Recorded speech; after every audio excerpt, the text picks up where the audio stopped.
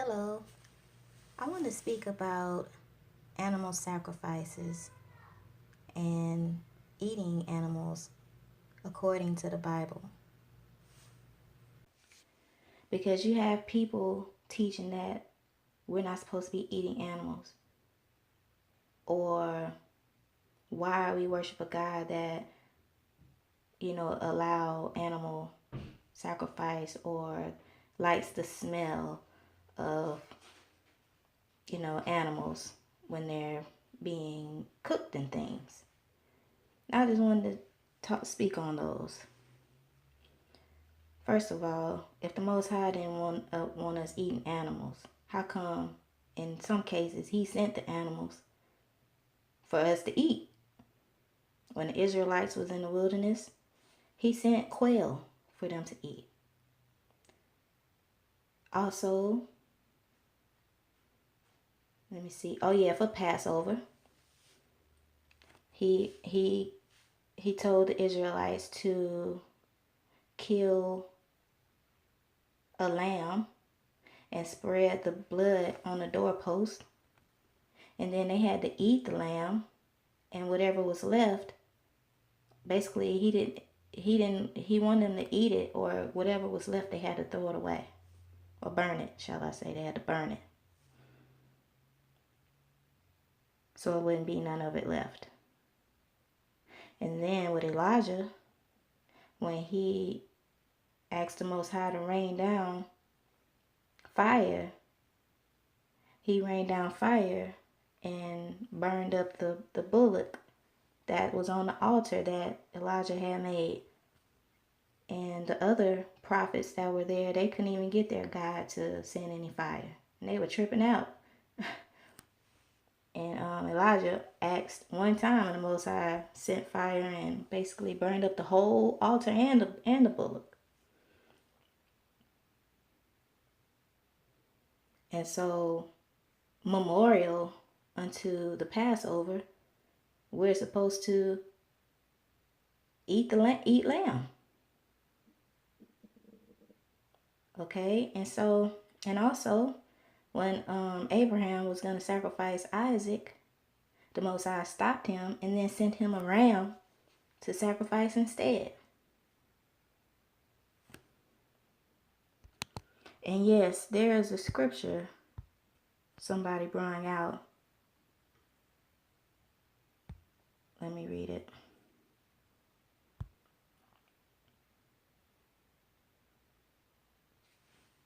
Leviticus 1:9.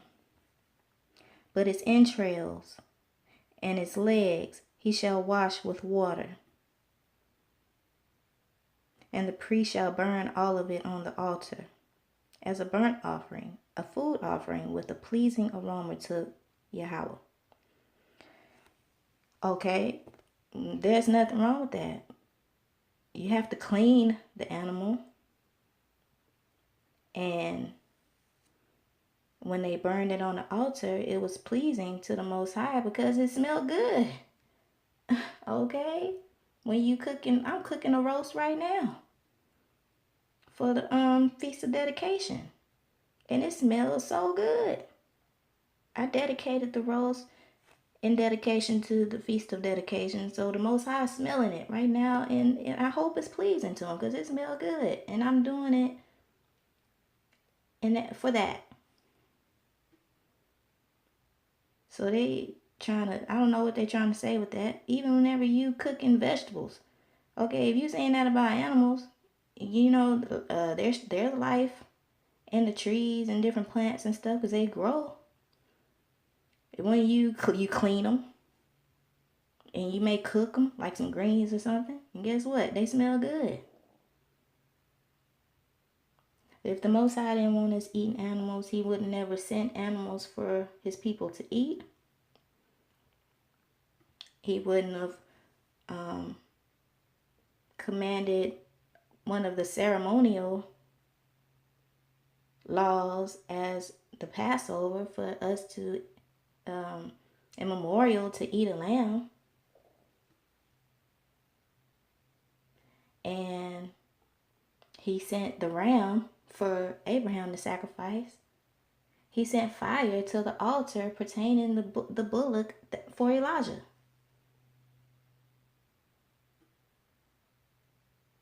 And burnt it up.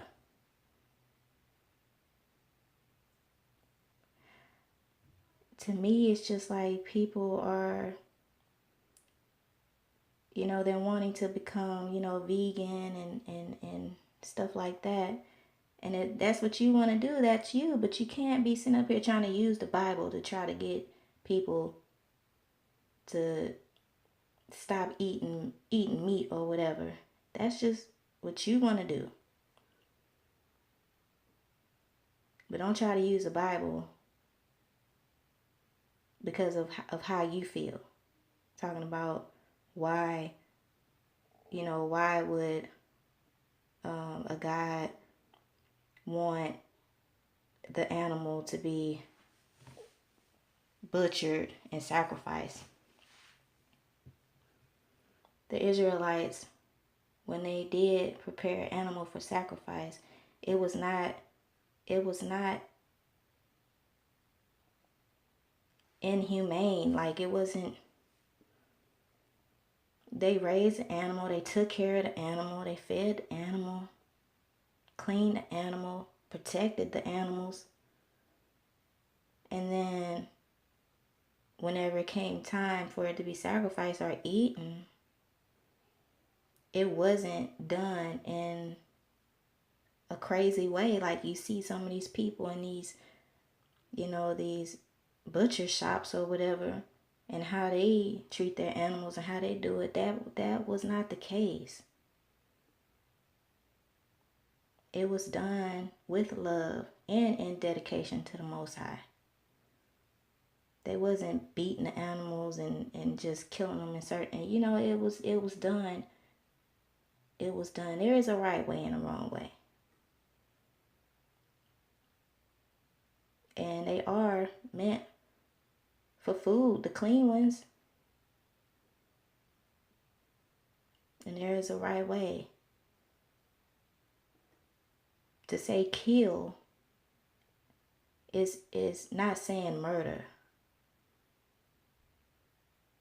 Okay, you have some people that treat the animals wrong, and they, the way they deal with them is not right.